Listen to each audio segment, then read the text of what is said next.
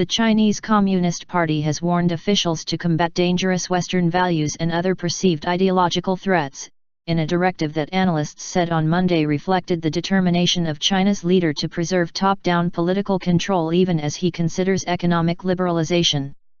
The warning emerged on Chinese news websites that carried accounts from local party committees describing a directive from the Central Committee General Office, the administrative engine of the party leadership under Xi Jinping.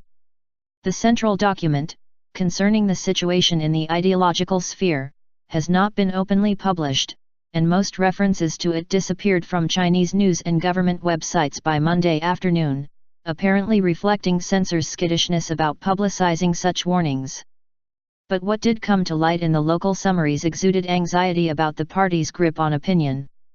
Mr. Xi has been credited with strengthening national cohesiveness since he became General Secretary in November, said a summary of a party organization meeting last week of the Commission of Urban-Rural Development of Chongqing, a municipality in southwest China. At the same time, the central leadership has made a thorough analysis of and shown a staunch stance toward 7 serious problems in the ideological sphere that merit attention, giving a clearer understanding of the sharpness and complexity of struggle in the ideological sphere, said the account, which later disappeared from the Commission's website. The Chinese government has confronted demands for democratic changes from activists emboldened by Mr. Xi's vows to respect the law. In recent days, some activists have cited rumors that the party issued a warning against 7 ideas that are considered anathema, including media freedom and judicial independence. But the official summaries did not include such language. Officials must fully understand the dangers posed by views and theories advocated by the West, said the account from Chongqing, which said officials must cut off at the source channels for disseminating erroneous currents of thought. Strengthen management of the Internet, enhance guidance of opinion, purify the environment on the Internet, give no opportunities that lawless elements can seize on, it said. Reports on other local party committee websites in northeast and southwest China also described the directive, although in less detail. The demands for ideological conformity show that Mr. Xi and other leaders want to inoculate the public from expectations of major political liberalization, even as they explore loosening some state controls over the economy, several analysts said. If anything, there seems to be some regression in the ideological sphere, said Chen Ziming, a prominent political commentator in Beijing who supports democratic change.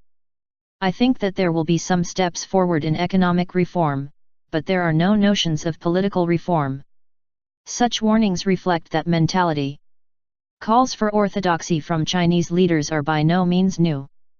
But Mr. Xi is caught in a sharpening conundrum, trying to satisfy widespread public expectations for cleaner, more accountable government and a fairer share of prosperity while also defending centralized control, said Mingxin Pei, a professor at Claremont McKenna College in California who specializes in Chinese politics. I think in his mind he has 2 conflicting priorities, Professor Pei said. The top priority is to maintain the party's rule, he said. But he also has this immediate political priority, that is, he wants to show he will end this period of stagnation. But clearly the 2 priorities are in conflict with each other. Mr. Xi has commissioned officials and researchers to study 7 areas of potential economic change, including loosening state controls on bank interest rates and on resource prices, said a Chinese businessman with close links to senior leaders, confirming a report in the Sydney Morning Herald on Monday. Some of the proposals are likely to be endorsed by a meeting of the party's Central Committee late this year, said the businessman, who spoke on the condition of anonymity, citing concern about harming his ties to leaders. On Monday, the Prime Minister, Li Keqiang, reinforced the theme of change, urging officials to cut red tape stifling market competition, according to Xinhua, the state news agency. The market is the creator of social wealth, Mr. Li said. Let go of the powers that should be let go. Yet Mr. Xi has accompanied such signals of change with the messages defending party tradition and control. In December, he said China must absorb the lessons of the collapse of the Soviet Union, for which he blamed political ill-discipline and ideological laxity under Mikhail S. Gorbachev. More recently, Mr. Xi told officials that the Chinese Communist Party might not have survived if it had disowned Mao Zedong in the same way that the Soviet Union condemned Stalin. A party newspaper, the Guangjiaming Daily, reported last week. If Mr. Xi is to advance some economic liberalization, he must first convince potential opponents that he will not jeopardize one-party control, said Robert Lawrence Kuhn, an American businessman who wrote an authorized biography of the former party leader Jiang Zemin and has met Mr. Xi and other senior officials.